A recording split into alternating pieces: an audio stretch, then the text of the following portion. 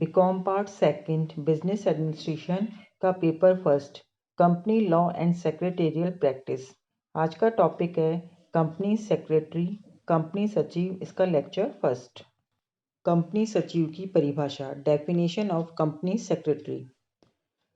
Company अधिनियम 2013 के section 2 subsection 24 के अनुसार कंपनी सचिव या सचिव से तात्पर्य उस कंपनी सचिव से है जो कंपनी सचिव अधिनियम 1980 की धारा 2 सबसेक्शन 1 सी में परिभाषित किया गया है तथा जिसकी नियुक्ति किसी कंपनी द्वारा कंपनी अधिनियम के अधीन कंपनी सचिव के कर्तव्यों का निर्वहन करने हेतु की गई है। तो इस प्रकार कंपनी अधिनियम में कंपनी सचिव से तात्पर्य ऐसे व्यक्ति से है जो कंपनी सचिव अधिनियम के अंतर्गत नियुक्त किया गया है या कंपनी सचिव अधिनियम के अधीन परिभाषित किया गया है और जिसकी नियुक्ति किसी कंपनी द्वारा कंपनी अधिनियम के जो कंपनी सचिव के जो कर्तव्य हैं उनकी कर्तव्यों को निर्वहन हेतु किया गया है। तो अब इसके लिए देखने की आवश्यकता है कि कंपनी सचिव अधिनियम में कंपनी सचिव की क्या परिभाषा दी गई है। तो नेक्स्ट है कंपनी सचिव अधिनियम 1980 की धारा 2 सबसेक्शन 1 सी के अनुसार कंपनी सचिव से तात्पर्य उस व्यक्ति से है जो भारतीय कंपनी सचिव संस्थान का सदस्य है। तो इस प्रकार से हम कह सकते हैं कि कंपनी सचिव से तात्पर्य ऐसे एकाकी व्यक्ति से है जो भारतीय कंपनी सचिव संस्थान का सदस्य है तथा जिसे किसी कंपनी द्वारा कंपनी अधिनियम के अधीन कंपनी सचिव के कर्तव्यों के निर्वहन हेतु नियुक्त किया गया है। इसी प्रकार से जो कंपनी सचिव है वो कंपनी का मुख्य प्रबंधकीय पदाधिकारी होता है। प्रत्येक सूचीबद्ध कंपनी तथा प्रत्येक ऐसी कंपनी जिसकी प्रदत्त अंश पूंजी 5 करोड़ रुपए या अधिक की है को ऐसे किसी व्यक्ति को कंपनी सचिव नियुक्त करना होता है जो भारतीय कंपनी सचिव संस्थान का सदस्य होता है। नेक्स्ट है कंपनी सचिव की नियुक्ति संबंधी प्रावधान, provisions as to the appointment of company secretary. अब कंपनी सचिव की नियुक्ति के जो विभिन्न प्रावधान हैं वो कंपनी अधिनियम में कौन कौन से हैं। उनमें फर्स्ट पॉइंट है केवल एकाकी व्यक्ति की नियुक्ति। कोई भी कंपनी कंपनी सचिव के रूप में केवल किसी एकाकी यानी इंडिविजुअल को ही नियुक्त कर सकती है। नेक्स्ट है नियुक्ति अनिवार्य। अब इसमें यह है कि प्रत्येक ऐसी कंपनी जो निर्धारित किए गए वर्ग अथवा वर्गों के अंतर्गत आती है उसको कंपनी सचिव की नियुक्ति करना अनिवार्य होता है। अब वो कौन कौन सी कंपनियां हैं जिनको अपने यहाँ पे नियुक्त कंपनी सचिव को नियुक्त करना अनिवार्य होता है।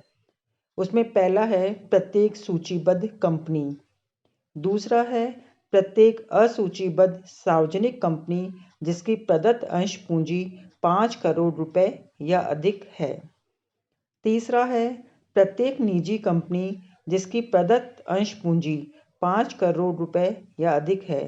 तो ये तीनों टाइप्स के जो कंपनीज हैं उनको अपने यहाँ पे पूर्णकालिक कंपनी सचिव को नियुक्त करना आवश्यक होगा। नेक्स्ट पॉइंट है योग्यता प्राप्त व्यक्ति की नियुक्ति।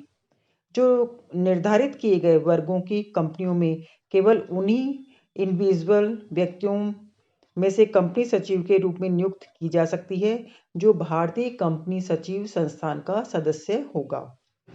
नेक्स्ट है संचालक मंडल द्वारा नियुक्ति। अब ये जो कंपनी सचिव की नियुक्ति है वो किसके द्वारा होगी, जो कंपनी के संचालक मंडल के द्वारा इसकी नियुक्ति होगी। नेक्स्ट पॉइंट है नियुक्ति की शर्तें और पारिश्रमिक। जो कंपनी का संचालक मंडल है वही कंपनी सचिव की नियुक्ति हेतु पारित संकल्प में कंपनी सचिव की नियुक्ति की सारी जो कंडीशंस हैं उनका रेम्युनरेशन का भी उल्लेख किया जाएगा।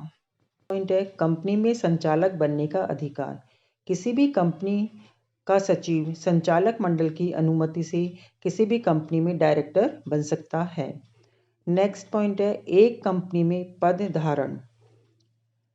किसी भी कंपनी का कंपनी सचिव केवल एक ही कंपनी में कंपनी सचिव का पद ग्रहण कर सकता है, किंतु किसी भी कंपनी का सचिव उस कंपनी की सहायक कंपनी में सचिव पद अवश्य धारण कर सकता है। नेक्स्ट पॉइंट है विद्यमान कंपनी सचिव द्वारा अतिरिक्त पद रिक्त करना।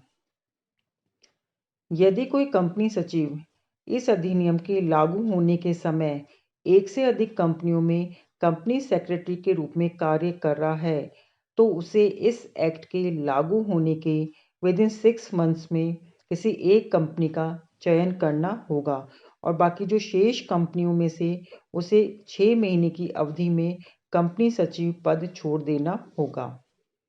नेक्स्ट पॉइंट है रिक्त पद भरना। यदि किसी कंपनी में कभी कंपनी सचिव का पद रिक्त हो जाता है, तो उस कंपनी का संचालक मंडल अपनी सभा में पद रिक्त होने के 6 माह के भीतर उस पद को पुनः भर देगा। नेक्स्ट है उल्लंघन पर दंड। यदि ये सारे जो बताए गए प्रोविजंस हैं, इनमें से किसी भी प्रोविजन का उल्लंघन किया जाता है, तो उस कंपनी को कम से कम 1 लाख रुपए और अधिकतम 5 लाख रुपए तक के अर्थदंड से दंडित किया जा सकेगा। नेक्स्ट पॉइंट है संचालक की कंपनी सचिव के रूप में नियुक्ति। कंपनी के किसी भी संचालक यानी डायरेक्टर को कंपनी सेक्रेटरी के रूप में नियुक्त किया जा सकता है, लेकिन ऐसा कंपनी सेक्रेटरी किसी एक ही समय पर अपनी दोनों ही स्थितियों में एक साथ हस्ताक्षर नहीं कर सकेगा। नेक्स्ट पॉइंट है कंपनी सचिव का विवरण रजिस्टर में लिखना। प्रत्येक कंपनी अपने कंपनी सचिव की नियुक्ति का एक रजिस्टर में रखेगा और उसमें उसके द्वारा कंपनी में धारित प्रतिभूतियों तथा कंपनी की सूत्रधारी सहायक कंपनी तथा कंपनी के सूत्रधारी कंपनी की सहायक कंपनी में धारित प्रतिभूतियों का विवरण भी होगा। नेक्स्ट पॉइंट है कार्य क्षेत्र। कंपनी सचिव को वे सारे कार्य करने होंगे जो कंपनीज एक्ट के प्रोविजंस के अनुसार एक कंपनी सेक्रेटरी को करने होते हैं। रजिस्ट्रार के पास विवरण फाइल करना। प्रत्येक कंपनी अपने कंपनी सचिव की नियुक्ति और उसमें हुए परिवर्तन के 30 दिनों के भीतर एक रिटर्न कंपनी रजिस्ट्रार के पास में फाइल करनी होगी। एंड लास्ट पॉइंट है एक से अधिक कंपनी सचिव। कोई भी कंपनी अपने यहाँ पर एक से अधिक कंपनी सचिवों की नियुक्ति करने का अधिकार रखती है। नेक्स्ट मेन हेडिंग है कंपनी सचिव की स्थिति और भूमिका, position and role of company secretary. वर्तमान आधुनिक समय में विभिन्न कंपनियों में कंपनी सेक्रेटरी का जो रोल है वो बहुत ही अधिक इम्पोर्टेंस रखता है। जो कंपनीज एक्ट के डिफरेंट प्रोविजंस और अनेक जो जुडिशियल डिसीजंस दिए गए हैं, उनसे कंपनी में कंपनी सचिव की स्थिति का अनुमान लगाया जा सकता है।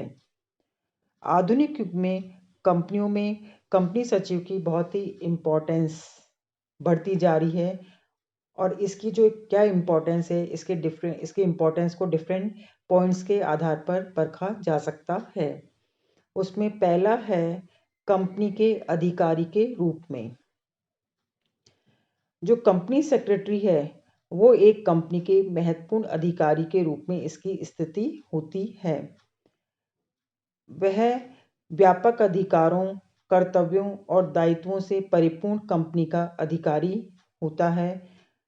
वह कंपनी का केवल लिपिक नहीं है बल्कि कंपनी का प्रतिनिधित्व करता है और कंपनी के दिन प्रतिदिन के कार्यों के संचालन में अनेक अनुबंध करता है। वह निश्चित रूप से प्रशासनिक मामलों से संबंधित अनुबंधों जैसे कर्मचारियों की नियुक्ति करना, किराए पे देने के अनुबंधों आदि पर हस्ताक्षर करने का अनुबंध रखता है। वास्तव में लेकिन अब कंपनी सचिव की स्थिति में आमूल परिवर्तन हो गया है। कंपनी अधिनियम 2013 में उसे कंपनी के अधिकारी की स्थिति प्रदान की गई है।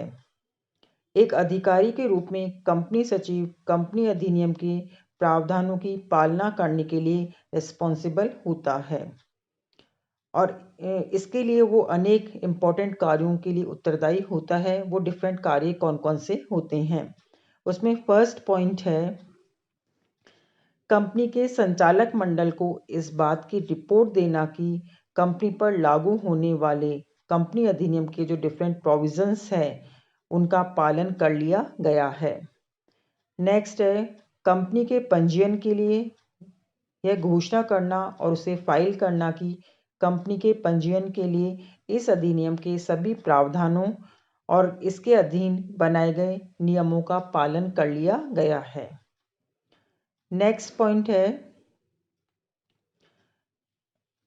कि कंपनी पर लागू होने वाले सभी सचिवीय जो मानक है, मतलब सेक्रेटेरियल स्टैंडर्ड्स है, उनका पालन कर लिया गया है। नेक्स्ट है, कंपनी के जो संचालक हैं उनको व्यक्तिगत और सामूहिक रूप से उनके कर्तव्यों, दायित्वों, शक्तियों के संबंध में आवश्यक परामर्श और मार्गदर्शन प्रदान करना। नेक्स्ट है, कंपनी के जैसे डिफरेंट सभाएं होती है, जैसे संचालक मंडल की समितियों और कंपनी की सभाओं को आयोजित करना और उसमें भागीदारी करना, और उन सभाओं की जो कार्यवाही है उनके सूक्ष्म तैयार करना और उनको रखना। नेक्स्ट पॉइंट है, कंपनी के कार्यकलापों के संचालन हेतु संचालक मंडल को सहायता प्रदान करना। नेक्स्ट है, प्रमाणन हेतु प्रलेखों पर हस्ताक्षर करना। नेक्स्ट है, कंपनी की वार्षिक विवरणी पर हस्ताक्षर कर उसे रजिस्ट्रार के पास फाइल करना। इसी प्रकार से नेक्स्ट है, निर्धारित सीमा में प्रतिभूति प्रमाण पत्र जारी करना। मुख्य प्रबंधकीय पदाधिकारी के रूप में नए कंपनी अधिनियम के अधीन कंपनी सचिव को मुख्य प्रबंधकीय पदाधिकारी यानी की मैनेजरियल पर्सोनल की स्थिति प्रदान की गई है। इस स्थिति के अधीन कंपनी सचिव को कंपनी से संबंधित उन सभी मामलों का प्रशासन करना होता है जो उसे संचालक मंडल द्वारा सौंपे जाते हैं। इस स्थिति में उसे कंपनी सचिव पद के साथ साथ कंपनी के संचालक के रूप में भी नियुक्त किया जा सकता है।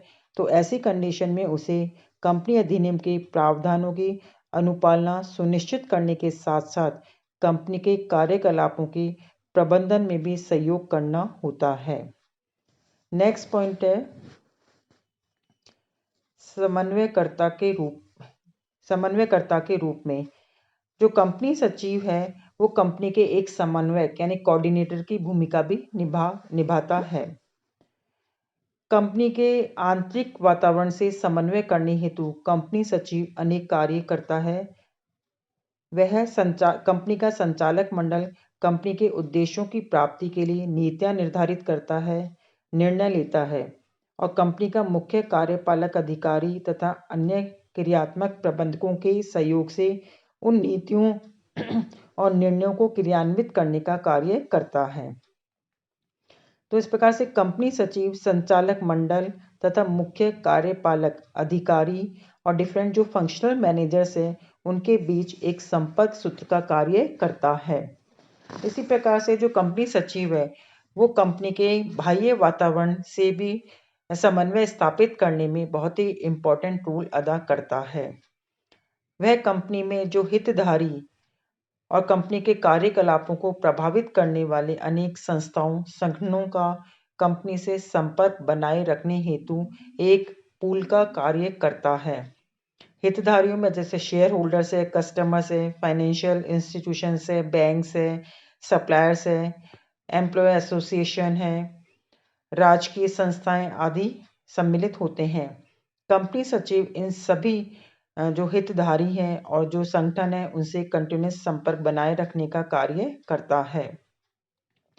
इसी प्रकार से जो सरकारी नीतियों, निर्णयों, कर्मचारी संघों, गैर सरकारी संगठनों की क्रियाओं पर भी वो नज़र बनाए रखता है। वह विधिक प्राधिकारियों, नियामक संस्थाओं और व्यावसायिक संघों के समक्ष कंपनी का पक्ष रखने का भी समुचित उपाय करता है। नेक्स्ट पॉइंट है, प्रशासकीय अधिकारी के रूप में वह कंपनी सचिव एक प्रशासकीय अधिकारी के रूप में भी कार्य करता है। वह कंपनी के प्रशासकीय कार्यालय के कार्यपालक मुखिया के रूप में सभी लिपिकीय और प्रशासकीय कार्यों के निरीक्षण के लिए उत्तरदायी होता है। नेक्स्ट पॉइंट है कंपनी के एजेंट के रूप में। कंपनी सचिव की स्थिति एक एजेंट के रूप में भी देखी जा सकती है। कंपनी सचिव को एजेंट के रूप में कार्य करने हेतु संचालक मंडल द्वारा स्पष्ट रूप से अधिकृत किया जा सकता है। यदि वह स्पष्ट रूप से अधिकृत किया गया है तो वह अपने अधिकारों की सीमा के भीतर रहकर कंपनी के एजेंट के रूप में कार्य कर सकता है। लेकिन अगर कंपनी सचिव को स्पष्ट रूप से अधिकार नहीं दिए गए हैं तो कंपनी सचिव कई इम्पोर्टेंट कार्य नहीं कर सकता है। वो कौन कौन से कार्य नहीं कर सकता है? जैसे वह कंपनी का पक्ष कहीं भी प्रस्तुत नहीं कर सकता है। नेक्स्ट है कंपनी की ओर से कोई व्यावसायिक अनुबंध नहीं कर सकता है। नेक्स्ट है कंपनी के लिए धन उधार नहीं ले सकता है। नेक्स्ट है कंपनी की ओर से किसी ऋण या दायित्व को स्वीकार नहीं कर सकता है। और इसी का नेक्स्ट है कंपनी या संचालक मंडल की सभा नहीं बुला सकता है। अगर इन कार्यों के लिए उसको अधिकृत नहीं किया गया है तो वे कार्य करने का अधिकार नहीं रखता है। नेक्स्ट मेन पॉइंट है पेशेवर व्यक्ति के रूप में। कंपनी सचिव भारतीय कंपनी सचिव संस्थान का सदस्य होने के कारण एक पेशेवर व्यक्ति के रूप में भी जाना जाता है। एंड लास्ट पॉइंट है विश्वासित व्यक्ति के रूप में। कंपनी सचिव कंपनी का विश्वासित व्यक्ति होता है, अतः उसे अपने द्वारा अर्जित किए गए प्रत्येक गुप्त और अप्रकट लाभ को कंपनी के समक्ष प्रकट कर देना चाहिए। तो इस प्रकार से हम कह सकते हैं कि कंपनी सचिव कंपनी का अधिकारी, मुख्य प्रबंधकीय पदाधिकारी होता है और साथ ही कंपनी का एजेंट होता है और कंपनी के समन्वयक और प्रमुख प्रशासनिक अधिकारी के रूप में भी कार्य करता है। तो इस प्रकार से आज का लेक्चर यहीं खत्म होता है। Thank you very much.